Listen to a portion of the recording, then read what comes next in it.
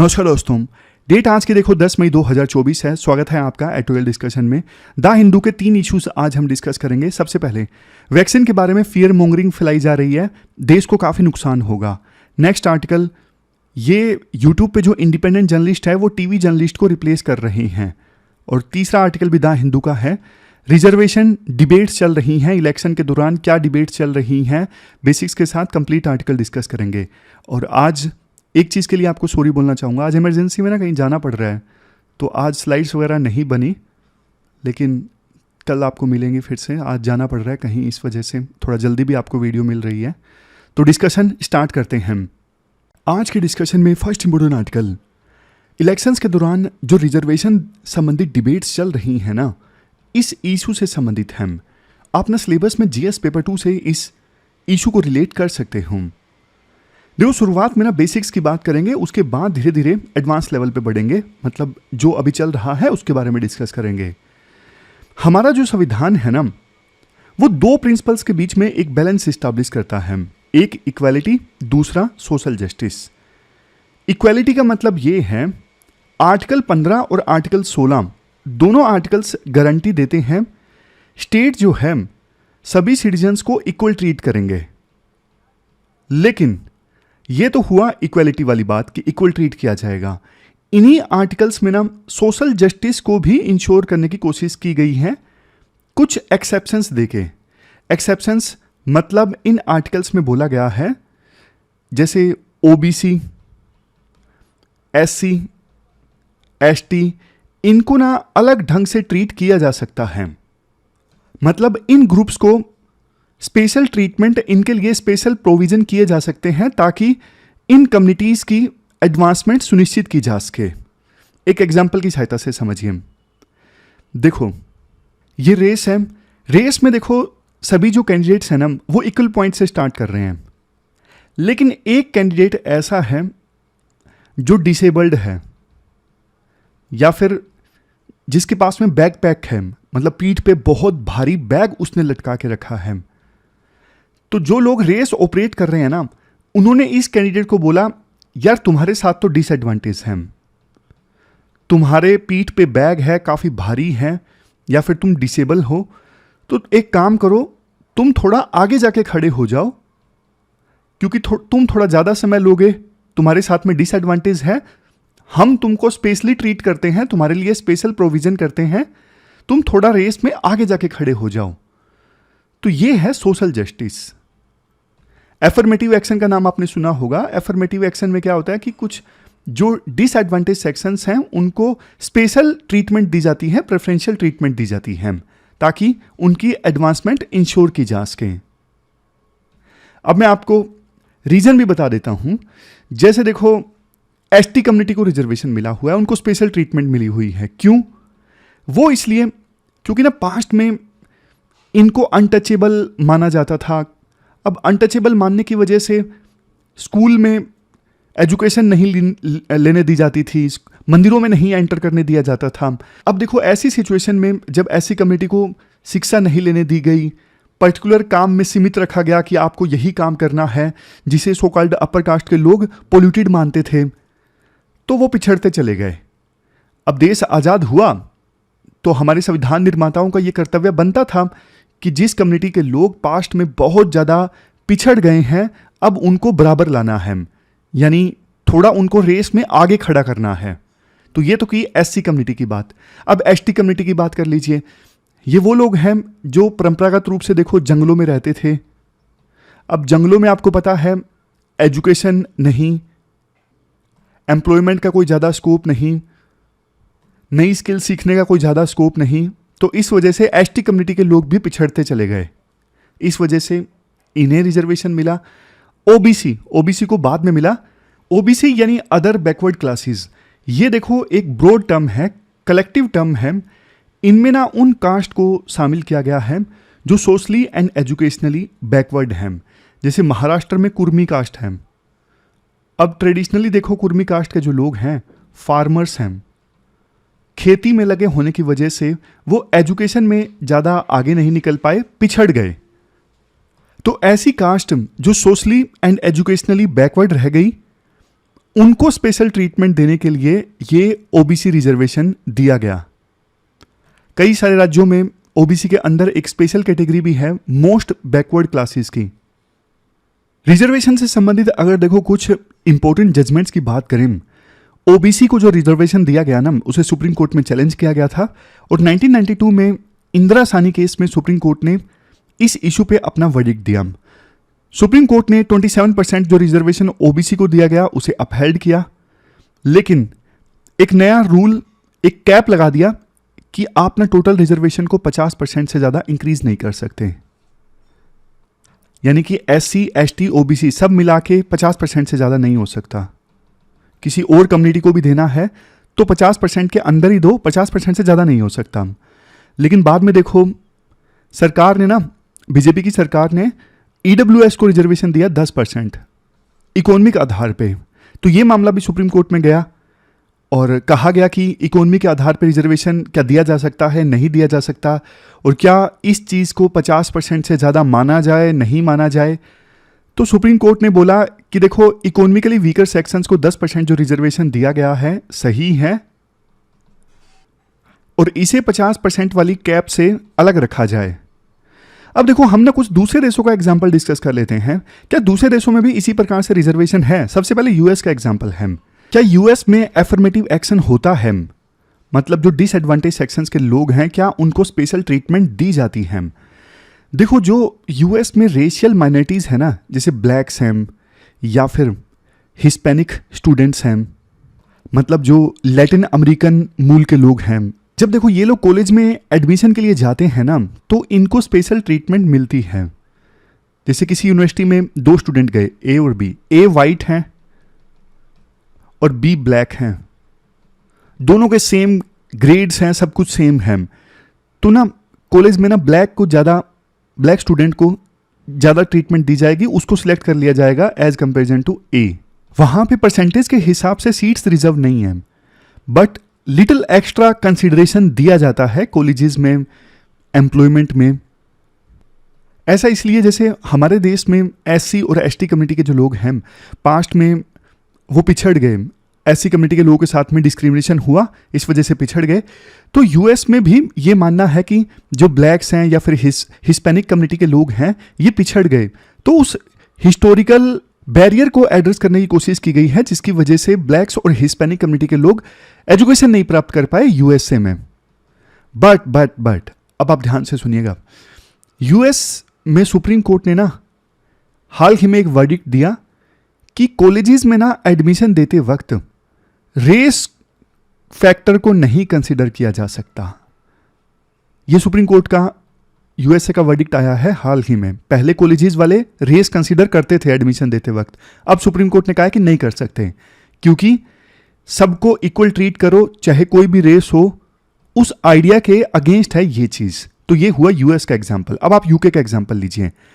UK में भी ना एम्प्लॉयर्स को बोला जाता है कि पॉपुलेशन के प्रोपोर्शनली आप अपनी कंपनी में लोग हायर कीजिए, बट देखो ये वॉलंटरी है, मैंडेटरी नहीं है। एंकरेज किया जाता है कि एम्प्लॉयर्स को कि जो माइनॉरिटी वगैरह हैं, डिसएडवांटेज सेक्शंस के लोग हैं, इवन वुमेन हैं, उनको आप ज़्यादा हायर कीजिए, लेकिन रिजर्वेशन नहीं दिया हुआ कि इतना % तो आपको हायर करना ही है। और इसके अलावा स्पेशल सपोर्ट प्रोवाइड किया जाता है अंडर रिप्रेजेंटेड ग्रुप्स को। जैसे मान लीजिए माइनॉरिटी है वहाँ पे यूके में, या फिर महिलाएं हैं, उनके लिए ट्रेनिंग प्रोग्राम चला दिया, उनको मेंटर करने के लिए कुछ एक्टिविटीज़ लॉन्च कर दी, ये सब चीज़ें होती हैं। अब बात करते हैं फ्रांस की। फ्रांस तो देखो ये कहता है आप सिर्फ ना सोशो इकोनॉमिक डिसएडवांटेज देखो, आप ना रेस देखो, ना एथनिसिटी देखो, कुछ मत देखो, बस ये देखो कौन सिटीजन इकोनॉमिक तौर पे पिछड़ा हुआ है, सोशल तौर पे पिछड़ा हुआ है, उसको आप हेल्प करो। हेल्प जैसे कि देखो अब मान लीजिए कुछ पिछड़े हुए इलाके हैं, वहां पे अगर स्कूल है ना तो वहां पे आप कुछ एक्स्ट्रा पैसा दो स्कूलों के लिए, वहां पे क्लासेस छोटी होनी चाहिए, एक्स्ट्रा क्लासेस चलवाओ और स्पेशल मेंटरशिप प्रोवाइड करो स्टूडेंट को। जो पिछड़े हुए इलाके हैं, इकोनॉमिकली गरीब जो इलाके हैं, वहां पे आप स्पेशल ध्यान दो, प्रायोरिटी एजुकेशन जोन बनाओ वहां पे, ताकि वो लोग बराबरी पर आ सकें। तो फ्रांस का मॉडल ऐसा है कि रेस, एथनिसिटी ये सब मत देखो, सिर्फ ये देखो किसी भी रेस का हो, किसी भी एथनिसिटी का हो, इकोनॉमिकली पिछड़ा हुआ है तो उसको हाथ पकड़ के ऊपर लेके आओ, स्पेशल उसकी हेल्प करो, अलग से एजुकेशन में क्वालिटी एजुकेशन वो प्राप्त कर सके, ऐसे प्रयास करो बजाय रिजर्वेशन देने के। तो तीनों देशों का अलग अलग अपना तरीका है। हमारे देश में ना अभी डिबेट क्या चल रही है, मैं आपको सीधा सीधा बताता हूं, आप आंसर्स में पॉलिटिकल पार्टीज का नाम नहीं इस्तेमाल कर सकते। जैसे बीजेपी ये कहती है धर्म के नाम पे रिजर्वेशन नहीं दिया जाना चाहिए। हमारे देश में ना कर्नाटक में, तमिलनाडु में, आंध्र प्रदेश में, केरल में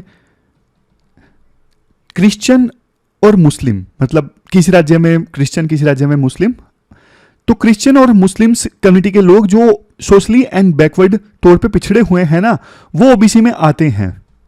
तो बीजेपी का कहना है कि सिर्फ धर्म के नाम पे रिजर्वेशन नहीं मिलना चाहिए, ये संविधान की वैल्यूज के अगेंस्ट है।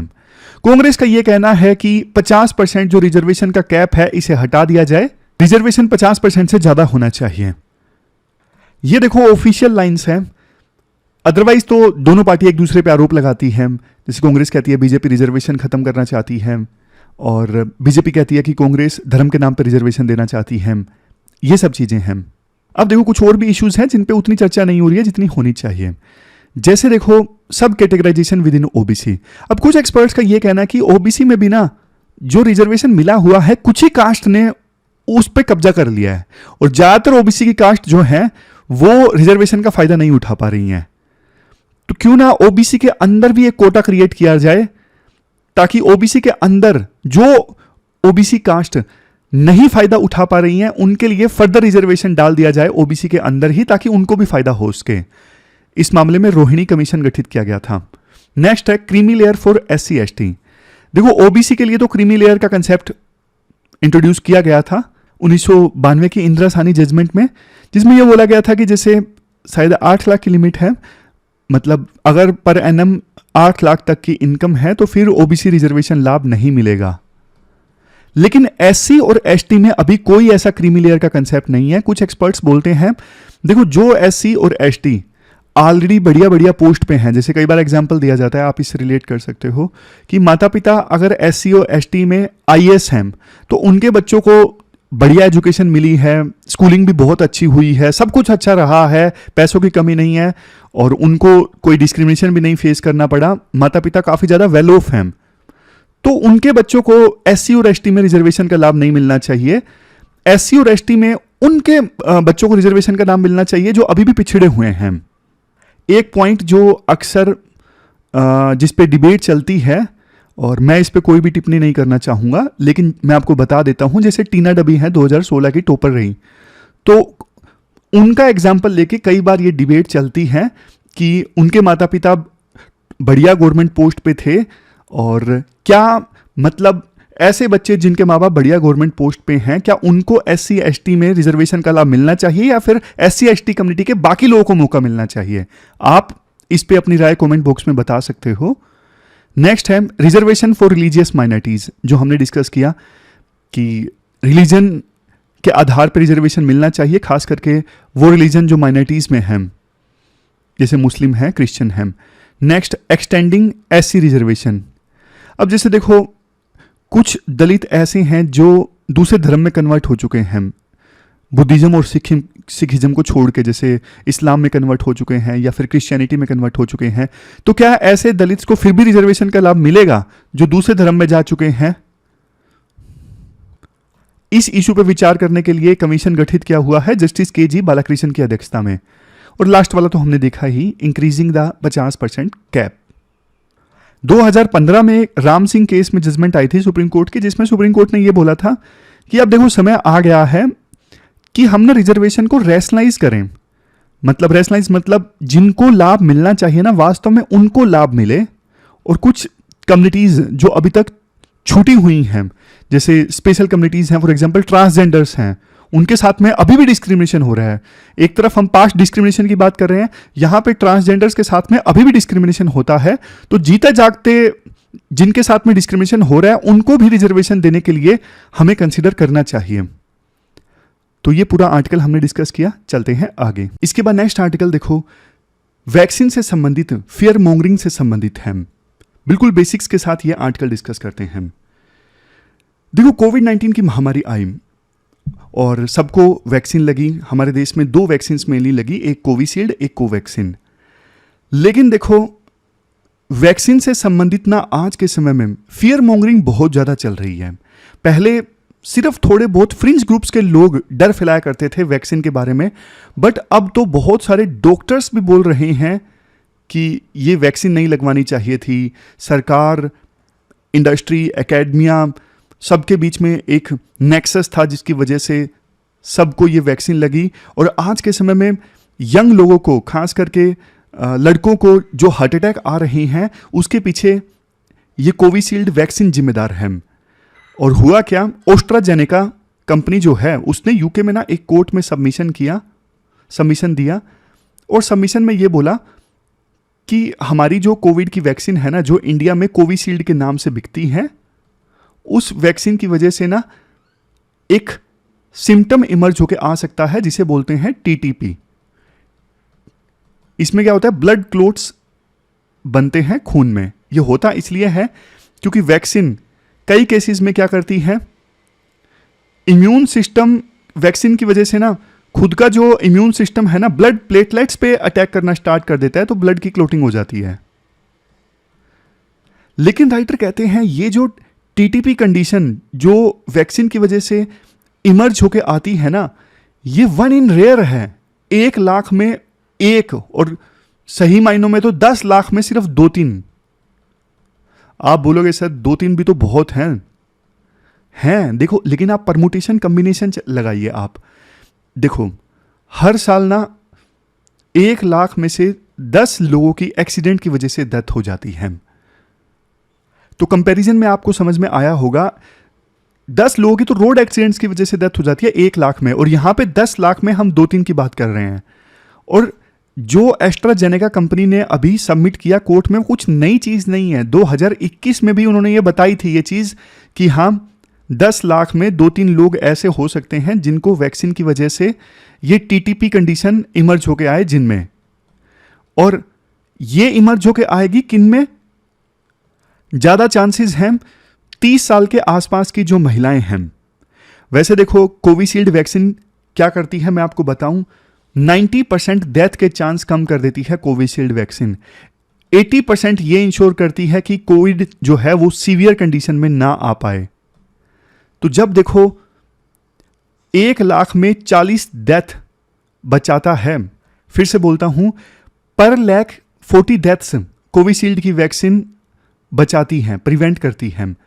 तो फिर 1 लाख में 1 केस अगर टीटीपी का आता है तो फिर भी वैक्सीन का यूज जस्टिफाइड था, अगर हम परमुटेशन कॉम्बिनेशन लगाएं तो भी।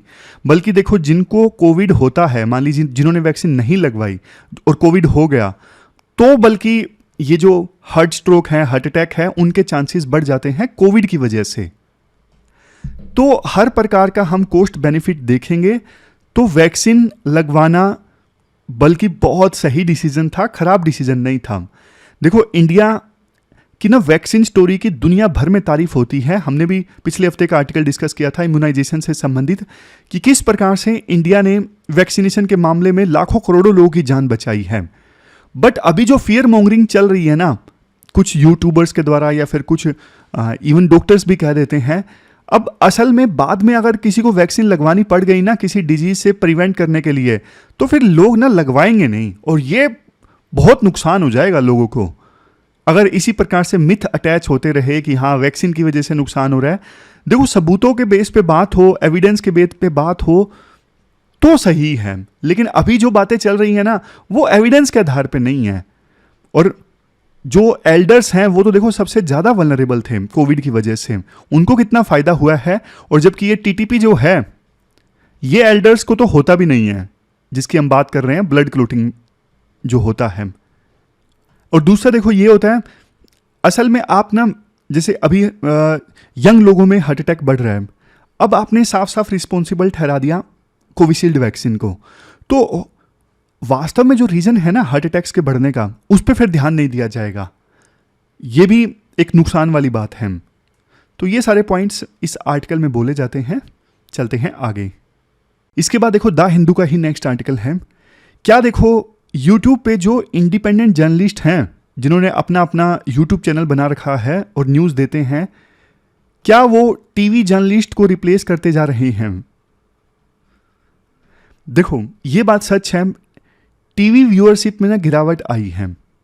हालांकि अभी भी न्यूज़ के लिए सबसे ज़्यादा लोग टीवी ही देखते हैं, बट इस संख्या में गिरावट आई है क्योंकि टीवी पे जो न्यूज़ चैनल्स हैं ना, उन पे ना जनता का ट्रस्ट कम हुआ है।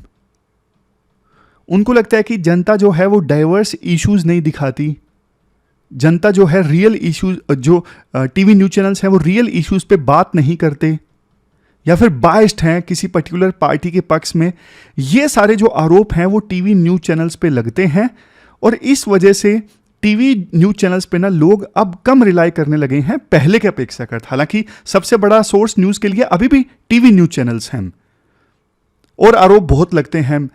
जैसे देखो, जो टीवी न्यूज़ चैनल्स हैं वो कम्युनलिज्म स्प्रेड करते हैं और कैरेक्टर असैसिनेशन करते हैं, बिना फैक्ट्स के कई बार बात करते हैं और सेंसेशनलाइज करते हैं चीज़ों को।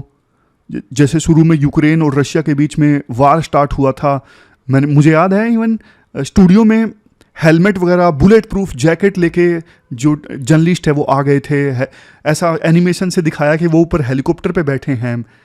मतलब देखो, सेंसिटिव इशू है, वार मजाक नहीं है। वार में लोगों की जान जाती है और दुख होता है जब जान जाती है, लेकिन आप उसको ना, आपके लिए वो एंटरटेनमेंट का जरिया है, वो गलत चीज़ है। मतलब नहीं होना चाहिए, सेंसिटिविटी होनी चाहिए। तो ये है। अब बात करते हैं यूट्यूब जर्नलिस्ट की। यूट्यूब पे जो लोग अपना इंडिपेंडेंट चैनल चलाते हैं, अब इसमें भी देखो अलग अलग टाइप के जर्नलिस्ट हैं। अब कुछ जर्नलिस्ट ऐसे हैं जो वास्तव में दोनों पक्षों को दिखाते हैं, बीजेपी को, कांग्रेस को। और न्यूज़ चैनल्स, मतलब न्यूज़ जर्नलिस्ट की जो रिस्पॉन्सिबिलिटीज़ होनी चाहिए कि फैक्ट्स के आधार पे बताओ, क्लियर करो कि कहाँ से उन्होंने फैक्ट उठाया है, वो सारी चीज़ें करते हैं। लेकिन कुछ जो हैं वो पर्टिकुलर पार्टी का प्रोपेगेंडा भी प्रोपगेट करते हैं, मतलब पर्टिकुलर पार्टी का माउथ पीस के तौर पे काम करते हैं और सिर्फ भड़ास निकालते हैं दूसरी पार्टी के ऊपर। तो हर टाइप के जर्नलिस्ट हैं यूट्यूब पे भी। आप यूट्यूब पे इंडिपेंडेंट जर्नलिस्ट को एक पैमाने पे नहीं माप सकते। कुछ अच्छा काम कर रहे हैं, कुछ नहीं भी कर रहे हैं। जो ब्रॉडकास्टिंग सर्विस रेगुलेशन बिल 2023 है, वो देखो डिजिटल कंटेंट को भी रेगुलेट करने के लिए प्रोविजन करता है। देखो, यूट्यूब में भी ना काफ़ी सारी लिमिटेशंस हैं। एक तो यूट्यूब पे जो इंडिपेंडेंट जर्नलिस्ट होते हैं, उनके पास में ना न्यूज़ चैनल जितने रिसोर्स नहीं होते कि हाँ हम फैक्ट चेक करके दें, उतने रिसोर्सेज उनके पास नहीं होते, सोर्सेज नहीं होते कई बार जिनसे वो वेरिफिकेशन कर सकें। उनके पास में, इंडिपेंडेंट जर्नलिस्ट के पास में इतनी एक्सेसिबिलिटी कई बार नहीं होती पॉलिटिशियंस की जिससे वो इंटरव्यू कर सकें। और कई बार ना यूट्यूब का सहारा लिया जाता है, यूट्यूब पे चीज़ें जल्दी वायरल होती हैं ना, तो सिर्फ उन्हीं चीज़ों पे फोकस किया जाता है जिस पे ज़्यादा व्यूज़ आएंगे। तो यूट्यूब पे जो इंडिपेंडेंट जर्नलिस्ट हैं उनकी अपनी अलग लिमिटेशंस हैं। एक सबसे बड़ी दिक्कत देखो यूट्यूब पे ये है कि ना जर्नलिस्ट और क्रिएटर के बीच में जो डिफरेंस है ना, वो डिफरेंस काफ़ी ज़्यादा थिन है। मतलब कोई भी क्रिएटर अपने आप को जर्नलिस्ट बोल सकता है, वो सिर्फ इधर उधर से इंफॉर्मेशन उठा के एक वीडियो बना रहा है, इससे ज़्यादा और कुछ नहीं। लेकिन एक जर्नलिस्ट क्या होता है, वो रियल में न्यूज़ इकट्ठा करता है और जनता के सामने न्यूज़ प्रेजेंट करता है। लेकिन यहाँ पे ना वो डिफरेंस गायब है यूट्यूब पे। अलग अलग जो पॉलिटिकल पार्टीज़ हैं वो कोशिश कर रही हैं कि सोशल मीडिया पे अपना दबदबा इस्टेब्लिश किया जाए। जैसे 2014 के इलेक्शंस में बीजेपी का डोमिनेशन था सोशल मीडिया पर, कांग्रेस का प्रेजेंस ना के बराबर था। 2019 में ओपोजिशन की पार्टीज़ ने थोड़ा अपना प्रेजेंस इस्टेब्लिश किया। अब तो देखो बराबर का प्रेजेंस है, मतलब कांग्रेस का भी और दूसरी पार्टीज़ का प्रेजेंस भी सोशल मीडिया पे बहुत ज़्यादा इंक्रीज़ हुआ है और बीजेपी का भी पहले से है, वो तो बराबर है। अब यूं तो नहीं कह सकते कि किसी एक पॉलिटिकल पार्टी का दबदबा है सोशल मीडिया के ऊपर। आने वाले समय में देखो सोशल मीडिया पे जो इंडिपेंडेंट जर्नलिस्ट है ना, बल्कि वो और ज़्यादा आएंगे, क्योंकि as a journalist career establish करना सोशल मीडिया पे, खास करके यूट्यूब पे बहुत ज़्यादा ईजी है। जैसे आप टीचर्स की बात कर लीजिए, अब यूट्यूब के बाद में ना बहुत सारे ऐसे लोग जिनको आसानी से मौका नहीं मिलता था टीचिंग में, वो बढ़िया से पढ़ाने लगे हैं, अच्छा भी कर रहे हैं मतलब। तो उसी प्रकार से जर्नलिज्म के लिए भी यूट्यूब ने दरवाजे खोल दिए हैं, लेकिन थोड़ा सा रेगुलेशन की आवश्यकता है यूट्यूब पे भी जर्नलिज्म को, ताकि जर्नलिज्म के नाम पे ऐसा ना हो कि यहाँ पे भी नफरत फैलनी स्टार्ट हो जाए। लोग डिफरेंस क्रिएट कर सकें, कौन ऑथेंटिक जर्नलिस्ट है और कौन सिर्फ क्रिएटर है। क्रिएटर और जर्नलिस्ट के बीच में डिफरेंस जनता को पता होना जरूरी है। तो ये पूरा आर्टिकल हमने डिस्कस किया। ये थी हमारी आज की डिस्कशन, और क्वेश्चंस आज नहीं दे रहा हूँ मैं आपको, सॉरी, क्योंकि आज थोड़ा सा जल्दी में जाना है, मैंने आपको बताया। तो कल मिलते हैं फिर से एक नई डिस्कशन के साथ में। Thank you very much for discussion.